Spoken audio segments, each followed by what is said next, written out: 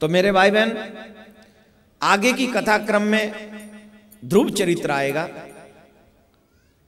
लोग कहते हैं, फिर वही बात आ जाएगी कि लोग कहते हैं बुढ़ापे में धर्म करना चाहिए, भक्ति करनी चाहिए। पागल हैं वो लोग, वो जानते ही नहीं, धर्म के विषय में नहीं जानते, बिल्कुल भी नहीं जानते वो।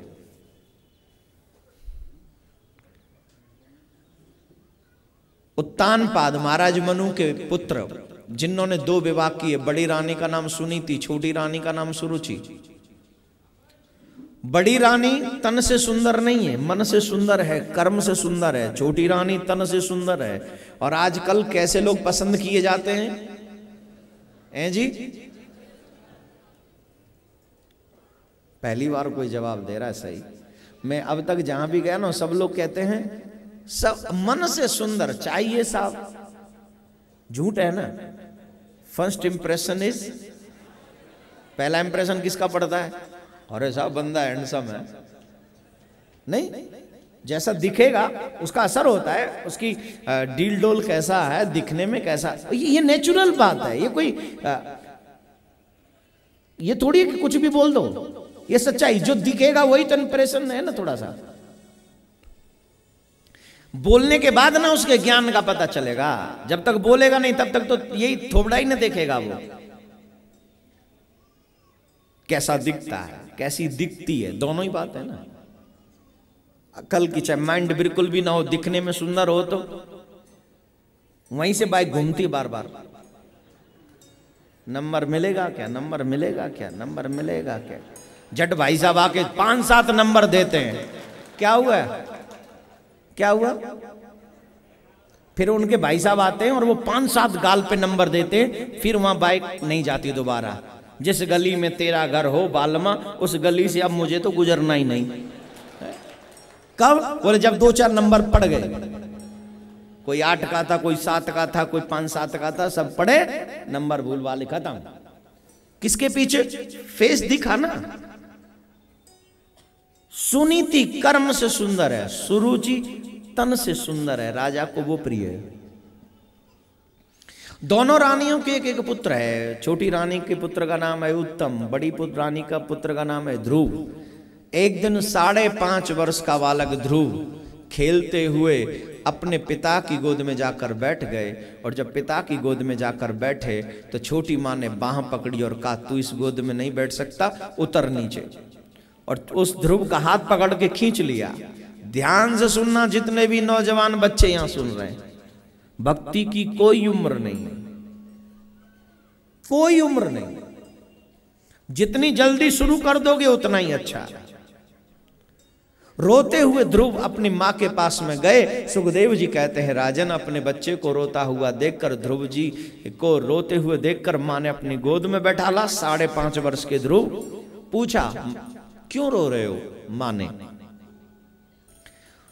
तो ध्रुव जी ने बताया, मां मुझे एक बात बताओ, क्या मैं अपने पिता की गोद में बैठने का अधिकारी नहीं हूं? समझ गए कोई बात जरूर हुई है। पूछ लिया, क्या होगा बताओ ना। बोले, मेरी छोटी मां ने मुझे गोद से उतार दिया और कहा कि तुम इस गोद में नहीं बैठ सकते। अगर इस गोद में बैठना है तो पहले तुम्हें मेरी कोख से जन्म लेना होगा। मेरी मां ने कहा, छोटी मां ने। इंग्लिश में क्या कहते हैं सौतेली मां को? हाँ, मॉम नहीं कहते, मदर कहते हैं। हाँ, मॉम तो हमने कर दिया मदर का, नेक्स्ट टाइम मदर है। सौतेली माँ है छोटी।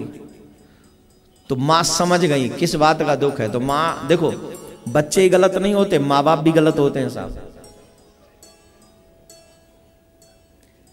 जितने भी बच्चे बैठे ईमानदारी से तुम अपने दिल पे हाथ रख के बताओ, तुम्हारे माँ बाप ने तुम्हें क्या सिखाया है बचपन से ही?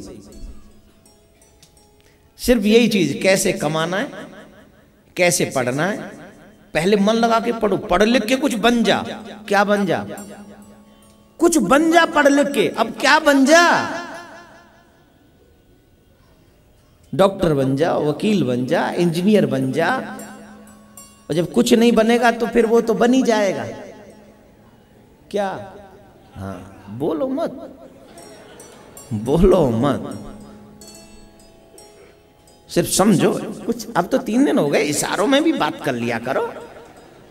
नहीं, अब तो इशारे भी समझ गए हम एक दूसरे के, नहीं ना समझे है? ग्वालियर वाले तो वैसे ही चंबल के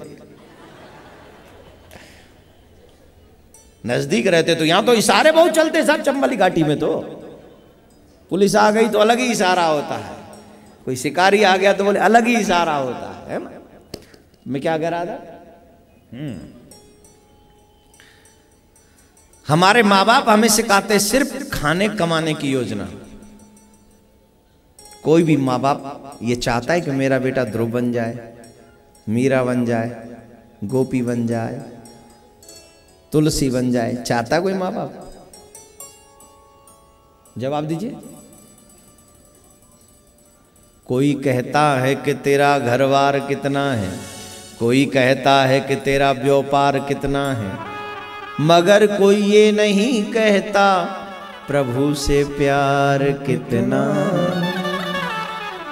पूछता है, सब लोग पूछेंगे आज कितना कमाया, अब तुम्हारा बिजनेस कैसा चल रहा है, तुम्हारी नौकरी कैसे चल रही है। कोई पूछता है कि भगवान का भजन कैसा चल रहा है, कितनी माला करी आज तुमने? कोई मम्मी ने पूछा आज तक कितनी माला करी? डैडी ने पूछा आज तक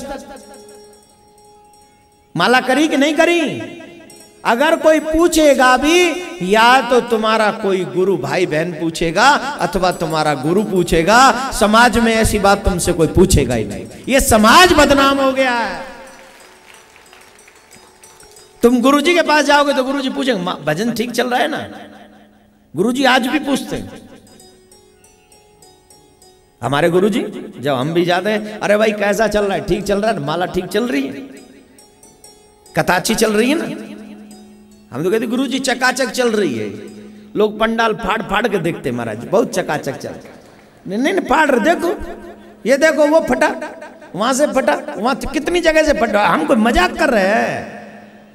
नहीं न फट रहा। ए कैमरा भाई जरा घुमा उधर। अब प्रूफ रखना पड़ता है ना।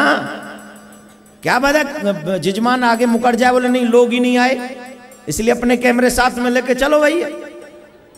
है ना, ग्वालियर के लोग है ना, तो इतने ही लोग थे, पंडाल पर लोग फाड़ दिए उधर से।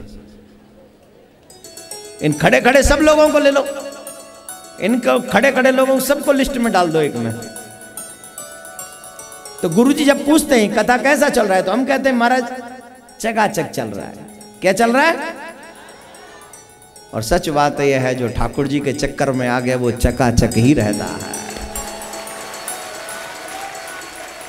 बदनसीब है वो जो मेरे ठाकुर के द्वार को छोड़ देता है, और खुश नसीब है वो जो अपना माथा मेरे ठाकुर के दरबार पर टेक देता है। मुझे कौन जानता था तेरी बंदगी से पहले, होठों पे जो न होता तेरे नाम का तराना। मुझे रास आ गया है तेरे दर पे सर झुकाना, तुझे मिल गया पुजारी मैनू मिल गया ठिकाना। महाराज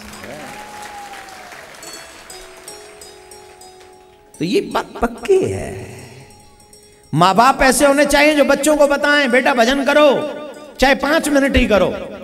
वो माँ बाप सबसे बड़े शत्रु हैं जो बच्चों को भगवान से दूर कर देते हैं। वो अपना नाश तो कर चुके हैं, साथ में अपनी औलाद का नाश कर रहे हैं। मेरे भाई बहन, जो माँ बाप अपने बच्चों को धर्म के विषय में ज्ञान न दे, वो माँ बाप नहीं, सबसे बड़े शत्रु है, वो दुश्मन है, वो सबसे बड़े।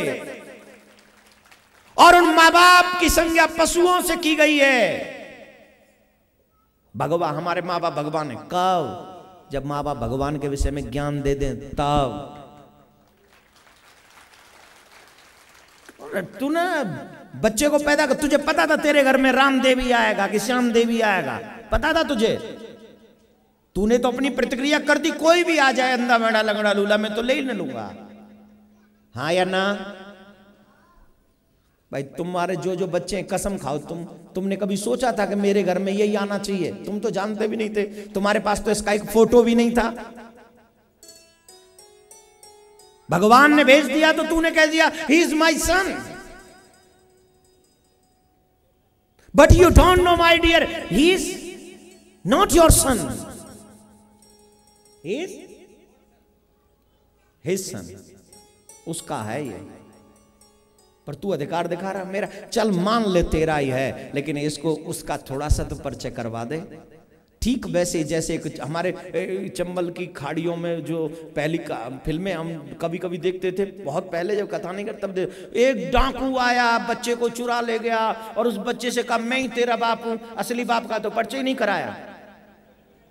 अरे हंसने की बात नहीं है, समझो ना, ये मैं कोई फिल्म की स्टोरी नहीं सुना रहा हूं, तुम्हें तुम्हारी रियल स्टोरी सुना रहा हूं।